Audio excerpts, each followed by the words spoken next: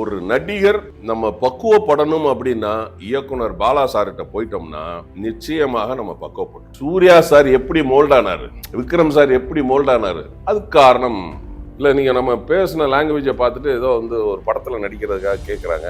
நாளைக்கு காலைல 11 மணிக்கு போ. நான் ஆஸ்கார் ஃபிலிம்ஸுக்கு 10:45 போயிட்டேன். ஒரு 10:50 இருக்கும். ஷர்க்குன்னு அப்படி ஒயிட் அண்ட் ஒயிட்டில் சிங்கம் மாதிரி ஒருத்தர் போகிறார். பார்த்தா கேப்டன் எல்லாம் சட்டப்படன்னு எல்லாம் எந்திரிக்கிறாங்க. நான் படிக்கிறேன். He is not cooperative with properly. மானிட்டர்லேருந்து அப்படியே பார்த்துட்டே இருந்தார். பார்த்துட்டு அப்படி கூப்பிட்டார். சொல்லு நர்வாட்டி அப்படின்னாரு. He is not cooperative with properly. இப்படிதான் பேசணும். முதல்ல நீங்க இந்த சினிமா இண்டஸ்ட்ரிக்குள்ள எப்படி 40 வருஷம் தக்க வச்சு இன்னமும் நிறைய டஃப் கொடுத்துட்டு இருக்கீங்க?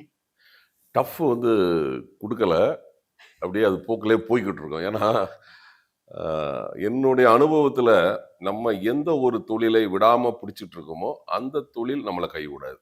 சரிங்களா? நான் வந்துட்டு என்ன நேட்டிவ் வந்து திருநெல்வேலி. என்னுடைய ஃபாதர் வந்து பார்த்தீங்கன்னா சினிமா தேட்டர் வச்சுருப்பாங்க. அப்போல்லாம் சினிமா தேட்டர் என்னென்னா 2 வருஷத்துக்கு ஒரு வாட்டி டென்ட் கொட்டை, இந்த ஓலை கொட்டகையில் தான் போடுவாங்க. ஆமாம், டென்ட் கொட்டாங்க. டென்ட் கொட்டகை தான் அது. கிட்டத்தட்ட அந்த திருநெல்வேலி சுற்று வட்டாரத்தில் என்னுடைய ஃபாதர் வந்து கிட்டத்தட்ட ஒரு 50 வருஷமாக சினிமா தேட்டர். ஸோ அவங்க வந்து சினிமாவில் நடிக்க வரணும் அப்படின்னு ஆசைப்பட்டாங்க. ஏவிஎம்லாம் வந்துட்டு ஒரு வாரம் 10 நாள் இருந்துட்டு இங்கே முடியலைன்னு சொல்லி கிளம்பி வந்து அதுக்கப்புறம் தான் தேட்டர் போட்டாங்க. நம்ம வராத சினிமாவில் நம்ம பையனை கொண்டு வரணும் அப்படின்னு சொல்லி எண்ணியை வந்து இந்த சினிமாவில் கொண்டு வந்தாங்க. ஆக்சுவலாக வந்து நிறைய வீட்டில் வந்துலாம் பார்த்தீங்கன்னா என்கரேஜ் பண்ண மாட்டாங்க. சினிமாலாம் போகக்கூடாது, நீ படிச்சு டாக்டர் ஆகும், பொண்ணு கொடுக்க மாட்டாங்க, படி டாக்டர் ஆகுமாங்க. பட் என்னுடைய ஃபாதர் அப்படி கிடையாது, நீ சினிமாவில் சேரணும் அப்படின்னு சொல்லி சொன்னாங்க. அப்போ நான் வந்து பாளையங்கோட்டையில் ஜான்ஸ் காலேஜ்னு ஒரு காலேஜ், அதில் படிச்சுக்கிட்டு இருக்கும்போது என்னுடைய சீனியர் வந்து திரு எம்எஸ் அண்ணாதுரை அப்படின்னு கேமராமேன். அவங்க அப்பா வந்து சூர்யா நாராயணன் சார்னு சொல்லிட்டு அவர் distributor plus producer. Rajini sir வச்சுலாம் அப்போவே குப்பத்து ராஜாலாம் பண்ணியிருக்கிறாங்க. மேடம் ஜெயலலிதாவை வச்சு வைரம்லாம் படம் ப்ரொடியூஸ் பண்ணால் ஒரு 17-18 படம் ப்ரொடியூஸ் பண்ணியிருக்கிறாரு. அவங்க பையன் வந்து எனக்கு காலேஜில் சீனியர், படித்து முடிச்சுட்டு அவர் வந்து இங்கே வந்து கர்ணன் சார்னு மிகப்பெரிய ஒரு கேமராமேன் அசிஸ்டண்டாக இருந்து அவர் வந்து கேமரா தனியாக பண்ணார். ஒரே ரத்தம் அப்படின்னு ஒரு படம், டாக்டர் கலைஞர் கதைவசனம், சொர்ணம் சார் அப்படின்னு சொல்லி அவர் பார்த்தீங்கன்னா மிகப்பெரிய ஒரு ரைட்டர். சொர்ணம் சார்லாம் வந்து உலகம் சுற்றும் வாலிமன்லாம் ரைட்டர் அவர் தான். நிறைய படங்களுக்கு கதை வசனகர்த்தா அவர் வந்து டைரக்டரு. அப்போ நான் டிகிரி முடிச்சுட்டு இருக்கும்போது இவர் வந்து அங்கே அண்ணாதுரை சார் வந்து அந்த ஒரே ரத்தம் ஷூட்டிங்காக இங்கே வந்திருந்தார், குற்றாலம். அப்போ நான் வந்து என் அப்பாட்ட சொன்னேன், இந்த மாதிரி அண்ணாதுரை சார் அவங்க வந்திருக்காங்க, மாதிரி ஷூட்டிங் போய்கிட்டு இருக்கு, கார்த்திக் சார், பாண்டியன் சார் இவங்கெல்லாம் நடிச்சுக்கிட்டு இருக்கிறாங்க. அப்போ நான் சொன்னோன்னே எங்கள் அப்பா, அவங்க அப்பாவும் எங்கள் அப்பாவும் ஃப்ரெண்டு. ஏன்னா அவர் வந்து டிஸ்ட்ரிபியூட்டர், எங்கள் அப்பா வந்து எக்ஸிக்யூட்டர். ஸோ அந்த கான்டாக்டு நம்ம ஆல்ரெடி, எனக்கு இவர் வந்து சீனியர் காலேஜில். என்னையை கூப்பிட்டு போனாங்க. போனோன்னே அவங்க அப்பாவை பார்த்து அங்கேயே குற்றாலத்தில் பேசினாங்க. அவங்க பையன்கிட்ட ஒரு அப்பா வந்து சூரி சார் வந்து சொன்னாங்க, இந்த மாதிரி நமக்கு வேண்டிய ஆளுன்னா, அவரை நம்ம காலேஜ் தானே, எனக்கு ஜூனியர் தானே, இப்போவே ஜாயின் பண்ண சொல்லுங்க அப்படின்ட்டு நான் உடனே உதவி ஒளிப்பதிவாளராக அதில் வந்து ஜாயின் பண்ணேன். ஒளிப்பதிவாளரா? ஆமாம், அசிஸ்டன்ட் கேமராமேனா. Okay okay. ஆமாம், அசிஸ்டன்ட் கேமராமேனா அந்த ஒரே ரத்தம் படத்தில் ஜாயின் பண்ணி அதுக்கப்புறம் சிறையில் சில ராகங்கள், வலது காலை வைத்துவா, கோகுலம், இந்த மாதிரி ஒரு 7-6 படம் வேலை செஞ்சேன். மைக்கேல் ராஜ், ரகுவரன் சார் ஹீரோவாக நடித்தது. இதில் உதவி ஒளிப்பதிவாளராக அப்படியே இப்போ ஒரு 6 படம் வேலை செஞ்சுட்டு இருக்கும்போது இதில் ஒரே ரத்தம் படத்தில் வந்து இப்போதைய முதல்வர் திரு ஸ்டாலின் அவர்கள் ஒரு புரட்சிகரமான ஒரு கதாபாத்திரத்தில் நடிச்சிருப்பார். நான் அவர் கூட ஆக்ட் பண்ணியிருக்கிறேன். கிளைமாக்ஸில் ஒரு 7 பேர் அவரை அடித்து கொள்கிற மாதிரி சீன் வரும். அதில் நான் ஒரு ஆள். இது ஒரு கதை இருக்குது, நான் அப்புறம் சொல்கிறேன். அதன் பிறகு வந்து பார்த்தீங்கன்னா சரி நமக்கு ஒரு அங்கீகாரம் வேணும் அப்படின்னு அப்புறம் நான் எங்கள் அப்பாட்ட சொன்னேன், இந்த மாதிரி. அப்போ வந்து திரைப்படக் கல்லூரி வந்து பயங்கர ஃபேமஸாக இருந்தது. ஏன்னா ஃபிலிம் இன்ஸ்டியூட் அப்படின்னா ஆபாவனன் சாரோட அந்த ஊமை வெளிகளுக்கு பிறகு வந்து இன்ஸ்டியூட் வந்து பயங்கரமான ஒரு கிரேஸாக இருந்தது. அப்போ நான் சொன்னேன் ஃபிலிம் இன்ஸ்டியூட் ஜாயின் பண்ணணும்னு. அப்போ கிளம்பி வாங்க போகலாம் அப்படின்னு சொல்லி எங்கள் அப்பா வந்துட்டார். காலையில் வந்து ஆஃப் அ டேயில் எனக்கு வந்து சீட் வாங்கி கொடுத்துட்டு போயிட்டார். டிஎஃப்டி டைரக்ஷன் ஜாயின் பண்ணேன் 88-91. Diploma in film technology direction, Adyar திரைப்படக் கல்லூரியில் ஒரு 3 வருஷம் படித்தோம். 3 வருஷம் படித்து முடிச்சுட்டு அப்புறம் என்ன அப்படின்னு பார்த்தீங்கன்னா, ஒரு 91ல நான் வந்து முடிச்சேன்.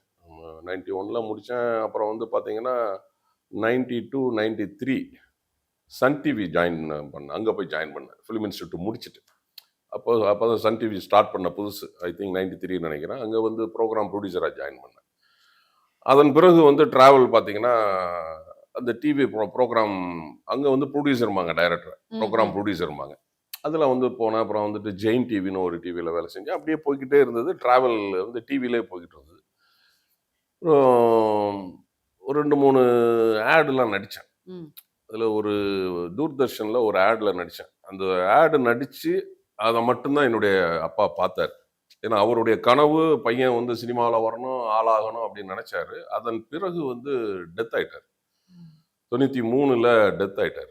அப்புறம் நம்ம வந்து நான் நடிக்க ஆரம்பிச்சதுன்னு பார்த்தீங்கன்னா, 2002ல தான் நான் நடிக்க ஆரம்பிச்சேன். 2002. 2002ல தான் நான் வந்து சினிமாவுல நடிக்க ஆரம்பிச்சேன். அது எப்படி இந்த வாய்ப்பு கிடைச்சது அப்படின்னா, ஏன்னா நம்ம வந்து இந்த மாரி டைரக்ஷனு, கேமரா, டிவி இதுலலாம் போய்க்கிட்டு இருக்கும்போது, என்னுடைய ஊர்க்காரரு ஒருத்தர் வந்துட்டு நம்ம கமலா தியேட்டருக்கு பேக் சைடுல இருந்தார். ராஜு அப்படின்னு ஒருத்தர். எனக்கு ஜூனியர் அவன். ஃபிலிம் இன்ஸ்டிடியூட்ல எனக்கு ஜூனியர் அவன். அவனும் டைரக்ஷனு.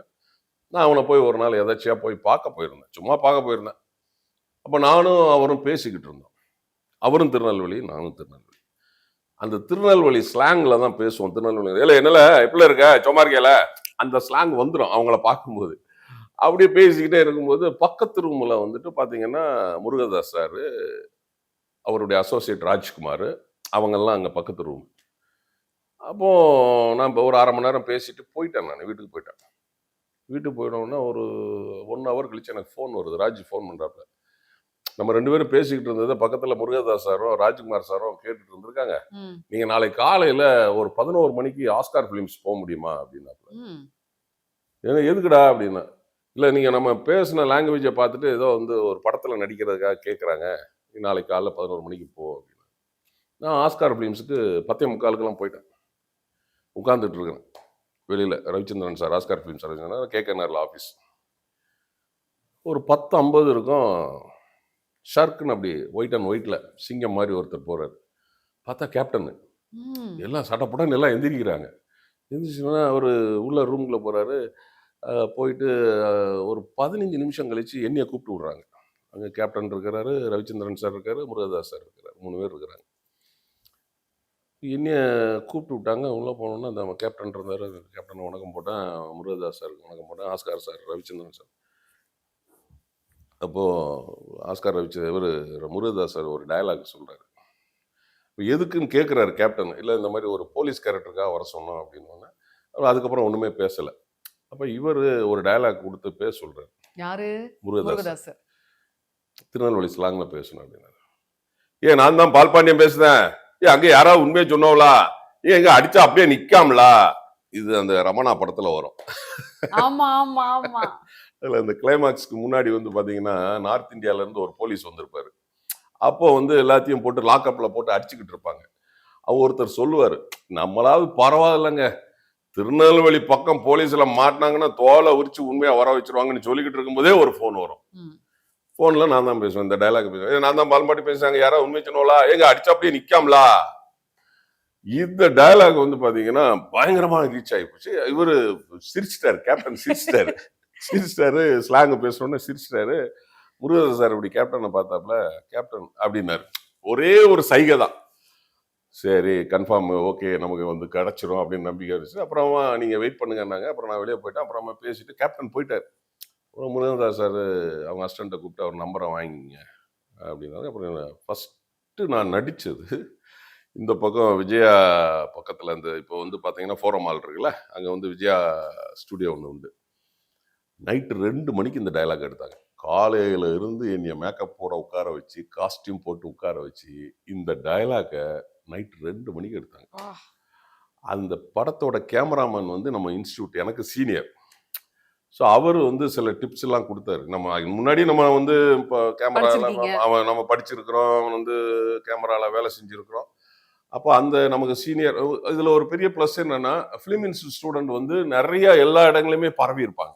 இந்த முக்கியமாக டெக்னீஷியன்ஸ் கேமராமேன் வந்து எந்த ஒரு படம் போனாலுமே கேமராமேன் யாருன்னு கேட்டீங்கன்னா இன்ஸ்டியூட் ஸ்டூடெண்ட் தான் இருப்பாங்க. நமக்கு அது ஒரு ஒரு நல்ல ஒரு அண்டர்ஸ்டாண்டிங்காக போச்சு. ஸோ இதன் பிறகு வந்து இந்த படம் நான் நடித்தேன். அப்போ படம் ரிலீஸ் ஆன உடனே நான் வந்து சார் முருகதாஸ் சாரை பார்த்து நான் வந்து தேங்க்ஸ் சொல்கிறதுக்காக போனேன் நான். அப்போ அவர் சொன்னார், ஏங்க அது திருநெல்வேலி மட்டும் இல்லைங்க, தமிழ்நாடு முழுதும் நீங்கள் வர்ற அந்த இடத்துல எல்லாருமே சிரிக்கிறாங்கங்க. ஆக்சுவலாக எனக்கு டப்பிங் வாய்ஸ் கொடுத்தது நெல்லை சிவா. அது இன்னும் ஹைப் ஆகி போச்சு. அவர் டைரக்டர் சொல்கிறாரு, சார் இந்த படம் வந்து எல்லா பக்கமும் வந்து இந்த டைலாக் வரும்போது எல்லா ஆடியன்ஸ் எல்லாம் சிரிக்கிறானுங்க. ரீரெக்கார்டிங் வந்து 1 வாரம் பண்ணார் இளையராஜா சார். காலையில் வந்த உடனேயே இந்த சீனை போட்டு பார்த்துட்டு சிரிச்சிட்டு தான் அவர் வேலையை ஆரம்பிப்பார் அப்படின்னு. அப்போ அதுக்கு பிறகு வந்து பார்த்தீங்கன்னா நான் நிறைய படங்கள் நடிக்க ஆரம்பித்தேன். நான் வந்து என்னுடைய 2வது படம் வந்து பார்த்தீங்கன்னா பிதாமகன். சூப்பர் படம். அது வந்து பாலா சார். அது எனக்கு எப்படி வாய்ப்பு கிடைச்சது அப்படின்னு கேட்டிங்கன்னா, சிவகுமார் சார் தான் அதுக்கு எனக்கு வாய்ப்பு வாங்கி கொடுத்தது. சூர்யா சாரோட அப்பா. நானும் அவரும் ஒரு சீரியல் ஆக்ட் பண்ணோம், அண்ணாமலைன்னு ஒரு சீரியல். அதில் நான் வந்து போலீஸாக நடித்தேன். அப்போது ஒரு நாள் வந்து ஃபோன் பண்ணுறாரு சிவகுமார் சார். அப்போ செல்ஃபோன்லாம் கிடையாது, லேண்ட்லைனுக்கு ஃபோன் பண்ணுறாரு. நான் எங்கேயோ வெளியே போயிருந்தேன், என் ஒய்ஃபு தான் அட்டன் பண்ணேன். நான் சிவகுமார் பேசுகிறேன். எந்த சிவகுமார் அப்படின்ட்டு அவங்களுக்கு தெரியாதுல்ல வீட்டில். இல்லை நான் நடிகர் சிவகுமார் பேசுகிறேன் அப்படின்னு. சார் சொல்லுங்கள் சார், என்ன சார்னா, இது மாதிரி ராஜேந்திரன் இருக்காரா, இல்லை வெளியே போயிருக்காங்க. வந்த உடனே டி நகரில் சரவணா ஸ்ட்ரீட்டில் என்னுடைய வீடு இருக்குது, அங்கே வந்து பார்க்க சொல்லுங்கள் அப்படின்னாங்க. நான் இப்போ வெளியே போயிட்டு வந்தவுடனே என்கிட்ட சொன்னாங்க. நான் கிளம்பி போயிட்டேன். போனாங்க அவங்க வீட்டில் போனேன். சார் எங்கேயோ வெளியே போயிருக்காரு அப்படின்னா, அவங்க வீட்டில் வந்து சூர்யா சார் அம்மா தான் இருந்தாங்க. போனவுடனே நானும் என்னுடைய மச்சினார் 2 பேர் போயிருந்தோம், காரில் போயிருந்தோம். அவங்க போனவுடனே உட்கார வச்சு பேசினாங்க. அவங்க 2 பேரும் காஃபி கொடுத்தாங்க. ஒரு 15 நிமிஷத்தில் சார் வந்துட்டார். வந்தவுடனே நான் அப்புறம் சார்கிட்ட கேட்டேன். சார் என்ன சொன்னார்னா, தம்பி ஒரு படத்தில் நடிச்சிட்ருக்காரு, சூர்யா தம்பி, நீங்கள் போங்க, செங்கல்பட்டு பக்கம் ஷூட்டிங்கு, சிறுவர் சீர்திருத்தப்பள்ளியில் ஷூட்டிங்கு. எதில் வந்தீங்கன்னாரு. காரில் தான் சார் வந்திருக்கு அப்படின்னு. இப்போ உடனே கிளம்புங்க அப்படின்னாரு. ஒரு 11:30 இருக்கும். நான் உடனே அங்கே போயிட்டோம். அங்கே சிறுவர் சீர்திருத்தப்பள்ளி போனோம். ஒரு 1 மணிக்கு போய் ரீச் ஆனோம். 1:05 இருக்கும். அப்போ தான் பிரேக் விட்றாங்க. இப்போ நான் நேராக போய் சூர்யா சாரை பார்க்குறேன். மாதிரி சார் அனுப்பிவிட்டாங்க, அப்பா அனுப்பிவிட்டாங்க அப்படின்னு. அப்படியா, முதல்ல சாப்பிடுங்க அப்படின்னாரு. நாங்கள் 3 பேர் போயிருந்தோம். போயிட்டு சாப்பிட்டோம்னா அப்புறம் ஒரு 1:40 இருக்கும். அப்புறம் சூர்யா சார் வந்து பாலா சார்கிட்ட கூப்பிட்டு போகிறார். அப்புறம் பாலா சார் அப்படியே பார்க்குறாரு. பார்த்துட்டு நடிச்சிருக்கீங்களா அப்படின்னாரு. ஆமாம் சார், ரமணா பண்ணியிருக்கிறேன் அப்படின்னா. பக்கத்தில் ஒருத்தர் இருந்தார், நான் அவரை கண்டுக்கவே இல்லை, யாருன்னு தெரியல. அப்போது சொல்கிறாரு பக்கத்தில் உள்ளவர், பாலா நல்லா நடிப்பார் பாலா. என்னடா நமக்கு புரியலை, இவர் என்ன யார் அப்படின்னு பார்த்தா பக்கத்தில் விக்ரம் சார். அப்போ சாமின்னு ஒரு படம் நடித்தேன். அந்த படம் ரிலீஸ் ஆகலை. இது 2வது படம் தான். பிதாமகன் தான் முதல்ல ரிலீஸ் ஆயிடுச்சு. சாமி வந்து நடித்தது 3வது தான் ரிலீஸ் ஆயிடுச்சு. சாமியில் இவர் கூட நான் நடிச்சிருக்கிறேன். அதில் வந்து அந்த ஒரு பவர்ஃபுல்லான சீனு, அந்த ஒரு கலவர சீனில் நாங்கள் ஒரு 100 பேர் அருவாவோட வருவோம். அவர் ஏத்தால டிஎஸ்பி போலீஸ் அனுப்புறாரு. அப்போ ஒருத்தன் என்கிட்ட சொல்லுவான், அண்ணா சாமி வரான். எவம்ல அவன் சாமி, 10 பேர் சேர்ந்து செஞ்சா அது பேர் கொலல, அதே 100 பேர் சேர்ந்து செஞ்சா அது பேர் கலவரம்ல, இங்க நடக்க போறது கலவரம் அப்படின்னு. இவர் வருவாரு, எல்லாம் கலைஞ்சு போங்க அப்படி இப்படிலாம் சொல்லுவாரு. அவர் வாசனம் கலைஞ்சு போகலன்னா தட்டி வச்சு தடிப்பியோ, லட்டி வச்சு அடிப்பியோ, இல்ல கண்ணீர் போக போட்டுருவியா, ஏய் சாமி நீ போலீஸா பொறுக்கியா. இந்த மாதிரி ஒரு சீன். அது பயங்கரமான சீன், நல்ல சீனு. பின்னாடி பாத்தீங்கன்னா ஒரிஜினலாவே கொலை பண்ணவங்கலாம் நிப்பான் அந்த இடத்துல எல்லாம் பாத்தீங்கன்னா. திருநெல்வேலியில இப்படி திரும்பினா ஒருத்தனா, என்னப்பா நீ யாருப்பா இப்பதான் நடிக்கிறியான்னு. சார் நான் உண்மையிலே அக்யூஸ்ட் சார். ஸோ நிறைய பேர் வந்து உண்மையில உள்ள அக்யூஸ்ட் எல்லாம் நடிக்க வச்சிருந்தாரு. ஸோ அந்த படம் ரிலீஸ் ஆகல. 2வது படம் இது. 3வது பிதாமகன் ஆக்சுவலி. அப்போ இவர் பார்த்தா விக்ரம் சார் அந்த மேக்கப்ல இருக்காரு. நான் எனக்கு அடையாளமே தெரியல. அதுக்கப்புறம் சார் சாரி சார் நீங்களா அப்படின்னு. நீங்க அங்கிருந்து வரும்போதே நான் பாலாட்ட சொல்லிட்டேன், இவர் நல்லா டயலாக் பேசுவாரு அப்படின்னு. பாருங்களேன் ஒரு கோ இன்சிடென்ட் எப்படி ஆகுதுன்னு பாருங்களேன். அது வந்து அண்ணாமலை சீரியல்ல சார் கூட நடிச்சது.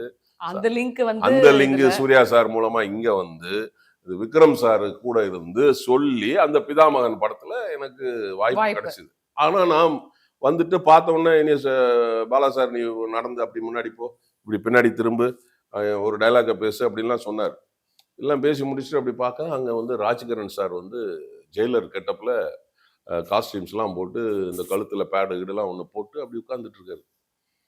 என்ன சரி ரைட்டு நமக்கு வாய்ப்பு கிடைக்குமோ கிடைக்காதா அப்படின்னு சொல்லிட்டு நான் வந்துட்டு எல்லாம் பார்த்துட்டு சரி அப்போ நீங்கள் கிளம்புங்கன்ட்டாங்க. நான் வந்துட்டேன். 3வது நாள் ஃபோன் வருது எனக்கு. ஃபோன் ஒன்று அந்த ஜெயிலர் கெட்டப்பு நான் நடிக்கிறேன். ஓ! ராஜ்கிரண் சாருக்கு மேக்கப்லாம் போட்டு காஸ்டியூம்லாம் போட்டு உட்கார வச்ச அந்த ஜெயிலர் கெட்டப்பில் என்னைய நடிக்க வச்சாங்க. ஓ! நிறைய நடித்தேன் அதில். நான் படத்தில் வந்து பார்த்தீங்கன்னா 3 சீன் தான் வரும். அந்த பிதாமகனில் வந்து அவரை வந்து கட்டி போட்டு ஜெயிலில் தலை இதில் தொங்க கட்டி விட் போட்டு ஆ. தொங்க விட்டு அடிக்கும்போது அது ஒரு காமெடியான ஒரு சீக்வன்ஸ். அப்போ என்கிட்ட எதுவுமே சொல்லல. நான் போய் அப்படி பார்ப்பேன். நானு வந்து இப்போ மேல எங்கேயும் அப்படி பார்த்த உடனே அவரு கத்துவாரு. ஆ! அப்படின்னு கத்துவாரு. நான் அப்படி பயப்படுவேன். இத என்கிட்ட சொல்லவே இல்ல. டேக்ல கத்துனாரு. மிரண்டீங்களா? மிரண்டுட்டேன். அப்போ ஷாட் எடுத்துட்டாங்க அவங்க. ஆக்சுவலி நான் வந்து மானிட்டர் தான் பார்ப்பாங்கன்னு நினைச்சேன் நானு. ஆனா ஒரு கேமரா ரோல் ஆகி டேக்கே எடுத்துட்டாங்க. அது இன்னும் பார்த்தீங்கன்னா தெரியும் அதுல. ரியலா அதுல பயந்துருப்பேன். ஸோ அங்கிருந்து அப்படியே இந்த டிராவல் ஆரம்பிச்சது. ஏன்னா பெரிய பெரிய டைரக்டர்கள். ஏஆர் முருகதாஸ் சார், ஹரி சார், அப்புறம் வந்து பார்த்தீங்கன்னா பாலா சார். ஒரு நடிகர் நம்ம பக்குவப்படணும் அப்படின்னா இயக்குனர் பாலா சார்கிட்ட போயிட்டோம்னா நிச்சயமாக நம்ம பக்குவப்பட்டுரும். ஒரு லுக் எப்படி பார்க்கணும், ஒரு மாடுலேஷன் டயலாக் எப்படி பேசணும் அப்படிங்கிறதெல்லாம் அவர் சொல்லி கொடுப்பார். எனக்கு தெரிஞ்சு நான் வந்து 5 லாங்குவேஜ் பண்ணியிருக்கிறேன். தமிழ், தெலுங்கு, மலையாளம், கன்னடம், ஹிந்தி. ஹிந்தி ஒரே ஒரு படம் சென்னை எக்ஸ்பிரஸ் பண்ணேன். ஷாருக்கான் சாரோட பண்ணேன். தெலுங்கு நிறையா பண்ணியிருக்கிறேன், மலையாளம் பண்ணியிருக்கிறேன், கன்னடம் நிறையா பண்ணியிருக்கிறேன். ஒரு 148 இயக்குனர்கிட்ட நான் நடிச்சிருக்கிறேன். இந்த 5 லாங்குவேஜில் 250 படத்தில். என்னைய பொறுத்த வரைக்கும் கேட்டிங்கன்னா the best director Bala sir. எப்படி அப்படி சொல்றீங்க? அதாவது பாடி லாங்குவேஜ்ல இருந்து மாடுலேஷன்ல இருந்து எல்லாமே சொல்லி கொடுப்பாரு. இன்ச் பை இன்ச்சு சொல்லி கொடுப்பாரு.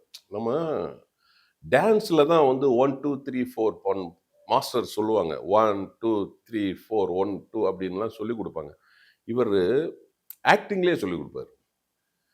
அதில் நீங்க பார்த்தீங்கன்னா அந்த நான் கடவுள் ஆ. படத்தில் பார்த்தீங்கன்னா கோர்ட்டு சீன்னு. இப்போ நான் வந்து அதில் இன்ஸ்பெக்டராக வருவேன் நான். மானிட்டர் அதிலும் ஒரு பெரிய காமெடி. மானிட்டரு பெரியகுளம் பக்கம் ஒரு இடத்துல கோர்ட்டு செட்டு போட்டு அங்கே தான் ஷூட்டிங்கு. அப்புறம் இப்போ நடிக்கிறாரு சிங்கம்புலி சார். அவர் அதில் வந்து அசோசியேட் டைரக்டர். அவரும் பாலா சாரும் அண்ணன் தம்பிங்க. இவங்க அம்மாவும் அக்கா தங்கச்சி க்ளோஸ் ரிலேஷன். அவர் அசோசியேட் டைரக்டர் சிங்கம்புலி. காலையில் வந்தோடனே எனக்கு டயலாக் கொடுக்குறாங்க. நான் படிக்கிறேன். He is not cooperative with properly அப்படிங்கிறது அந்த இங்கிலீஷ் டைலாக். இவர் மானிட்டரில் பாலா சார் எப்போவுமே மானிட்டரில் தான் இருப்பார். இங்கே வரமாட்டார், ஓ! ஸ்பாட்டுக்கு வரமாட்டார். மானிட்டரில் இருந்து அப்படியே பார்த்துட்டே இருந்தார். பார்த்துட்டு அப்படி கூப்பிட்டாரு. சொல்லு இன்னொரு அப்படின்னாரு. He is not cooperative with properly அப்படின்னு. இப்படிதான் பேசணும். பரவால்ல. நீங்க பயந்திருப்பீங்க. நான் பயந்துட்டேன் திட்ட போறாரான்னு. அவர் சொல்றாரு, அதுக்கு ரீசன் சொல்றாரு. கோர்ட்டுக்கு போயிருக்கீங்களான்னாரு. இல்ல சார் அப்படின்னு. நிறைய போலீஸ்காரங்க கோர்ட்ல இங்கிலீஷ் தெரியாம இப்படிதான் பேசுவாங்க. இது வேறயா? ஆமா, அவர் சொல்றாரு. ஏன்னா நம்ம நேட்டிவ் திருநெல்வேலி. திருநெல்வேலியில பாத்தீங்கன்னா ஃப்ளூவன்ட் இங்கிலீஷ் வராது யாருக்குமே. இந்த மாதிரிதான் நம்ம பேசுவோம். அப்போ அவர் சொல்றாரு, இத மாதிரிதான் நீங்க பேசணும் அப்படின்னு சொன்னாரு. அதுல வந்து பாத்தீங்கன்னா ஜட்ஜி வந்து ஏதாவது சொல்லுவாரு. 1 மேல பாருங்க, 2 கீழே பாருங்க, 3 டைப்ரைட்டர் மிஷின்ல ஒரு பொண்ணு இருக்கு அங்க பாருங்க, 4 கீழே இன்னொருத்தர் இருக்காரு பாருங்க. இதெல்லாம் எந்த டைரக்டர் சொல்லி கொடுப்பாங்க? ஓ! இன்ச் பை இன்ச்சா? அழகா சொல்லி கொடுப்பாரு. சார் ஒரு சின்ன இன்னொரு மேட்ரு. நான் வந்து அவர் ஆர்யா சார் வந்து இப்படி உட்காந்துட்டு இருப்பாரு பெஞ்சில். இப்படி உட்காந்துட்டு இருப்பாரு. நான் வருவேன். வந்து சேரை அப்படி போட்டு ஆர்யா சார் அப்படி பார்ப்பேன். அவர் வந்து சைலண்டாக அப்படியே உட்காந்துட்டு இருப்பாரு. ஆர்யா சாரை வந்து மேலேருந்து அப்படி கீழே பார்க்கணும். மேலேருந்து இப்படி கீழே பார்ப்பேன். இந்த பக்கம் ஒரு போலீஸ் இருப்பார். இந்த பக்கம் போலீஸை பார்க்கணும். இந்த பக்கம் 5 6 சாமியார் இருப்பாங்க. அந்த பக்கம் சாமியார் இருப்பாங்க. திரும்ப நான் இவரை பார்ப்பேன். இவரை பார்த்தோன்னா ஒன்றுமே பேசாமல் இப்படியே இருப்பார். சைலண்டாக இருப்பார். சைலண்டாக இருந்தவொன்னே எனக்கு இதாகிட்டு இப்படி இதுதான் short. No dialogue. Ready take போகலாம் அப்படின்ட்டார். ரெடி இப்படி மேல இருந்து கீழே பாருங்க, இந்த பக்கம் பாருங்க, கீழே சாமியாரை பாருங்க, திரும்ப அவரை பாருங்க, திரும்ப அவர் காலை பாருங்க, திரும்ப இப்படி பாருங்க. ஒன்றும் அவன் பேச மாட்டேங்கான், சைலண்டா இருக்கான். டென்ஷன் ஆகுறீங்க, தலையில கையை வச்சுட்டு இப்படி தலையாட்டுங்க. டேக் 1 2. அப்போ ஃபிலிமு, நோ டிஜிட்டல், ஃபிலிமு 1 2 3 4 5 6 7 8 9 10. பொதுவாகவே டேக் 10க்கு மேல போனோம்னா கிளாப் அவுட்ல அதுக்கப்புறம் என்ன பண்ணுவாங்கன்னா A B C D E F G H A K L M N O P Q R S அப்படி போகும். இந்த 10 டேக் வரும்போது எங்க ஹார்ட் அட்டாக் வந்துடுங்க. கட்ட கட்ட கட்ட கட்டன்னு எனக்கெல்லாம் ஓட ஆரம்பிச்சிட்டு, என்னடா இது திரும்பவும் ஏபிசிடி போய் ஏபிசிடி இஎஃப்ஜி அது வரைக்கும் போனோன்னே எனக்கு ஒன்றுமே புரியலை. சிங்கம்புலி சாரை கூப்பிட்டேன், சாருங்க வாங்க சார். என்ன சார் அப்படின்னு. எப்பா எனக்கு தெரியாதுப்பா, நீ அவர்கிட்ட போய் கேட்டுக்க அப்படின்ட்டு. நான் எந்திரிச்சு போயிட்டேன். சார் என்ன சார் தப்பு எனக்கு தெரியல சார், பண்ணி காட்டுங்க அப்படின்னு. மேல இருந்து கீழே பாருங்க, சைடில் போலீஸ் இருக்காரு பாருங்க, கீழே சாமியார் இருக்காரு பாருங்க, திரும்ப இங்க பாருங்க, மேல இருந்து கீழே பாருங்க. பார்த்தேன், என்னைய பாருங்க அப்படின்னாரு. அவரு சொல்லி காட்டுறாரு. மேல இருந்து கீழே பார்த்துட்டியா, இந்த பக்கம் இங்க பார்த்துட்டியா, இங்க பார்த்துட்டியா, இப்படி பார்த்தியா, திரும்ப கீழே பார்த்தியா, என்ன தெரிஞ்சதுன்னு. ஒண்ணுமே தெரியல சார். அப்பதான் சொல்றாரு, எனக்கு கண்ணு எங்க மூடணும் அப்படின்னா இந்த இந்த இடத்துல வைக்கிற இடத்துல மட்டும்தான் கண்ணு மூடணும். நீ மேல இருந்து கீழே பார்க்கும்போது கண்ணு மூடக்கூடாது, இந்த பக்கம் வரும்போது ஃபிளிக்கர் ஆகக்கூடாது, இந்த பக்கம் வரும்போது ஃபிளிக்கர் ஆகக்கூடாது, இந்த பக்கம் வரும்போது ஃபிளிக்கர் ஆகக்கூடாது, இப்படி வந்து இங்க வரும்போதுதான் கண்ணு மூடணும். அப்ப எவ்வளவு உன்னிப்பா பார்த்திருக்காரு. அதுக்கப்புறமா 5-6 டேக் போச்சு நமக்கு. நம்ம இங்க இருந்து பார்க்கும்போது கண்ணு மூடாது, இந்த பக்கம் வரும் ஆட்டோமேட்டிக்கா ஃபிளிக்கர் ஆகும். யாரா இருந்தாலும், ஹியூமன் பீயிங் யாரா இருந்தாலும் அப்படி இப்படி ஃபிளிக்கர் ஆகும். சோ அப்ப அவர் எவ்வளவு அந்த அந்த அந்த இதுல ஊறி போயிருக்காருன்னு பெர்ஃபெக்ஷன். சோ அதே மாதிரி ஒரு டயலாக், வெளியில முருகன் ஒருத்தர் இருப்பான், அவன் எங்க சொல்றானோ அங்க பிச்சை எடுங்க. இதுதான் டயலாக். பேசுங்க அப்படின்னாரு. வெளியில முருகன் ஒருத்தர் இருப்பான், அவன் எங்க சொல்றானோ அங்க பிச்சை எடு. இப்படியே போகுது டேக்கு. இதுவும் ஏபிசி 1 2 3 4 போயிட்டு அப்புறமா ஏபிசிடி போகுது. நான் போயிட்டேன் சார், தெரில சார் அப்படின்னு. டயலாக் சொல்லுங்க. வெளியில முருகன் ஒருத்தர் இருப்பான், அவன் எங்க சொல்றானோ அங்க பிச்சை எடு. நீ எந்த இடத்துல ஸ்ட்ரெஸ் பண்றீங்க தெரியுமா? எங்கங்கிற இடத்துல நீங்க ஸ்ட்ரெஸ் பண்றீங்க. டயலாக் சொல்லுங்க. வெளியில முருகன் ஒருத்தர் இருப்பான், அவன் எங்க சொல்றானோ அங்க பிச்சை எடு. எங்கங்கிற இடத்துல அழுத்தம் வரும். அவர் சொல்றாரு, என்னுடைய கண்டென்ட் பிச்சை, என்னுடைய கான்செப்ட் பிச்சை, நீ பிச்சைங்கிற இடத்துல அழுத்தம் கொடுக்கணும்.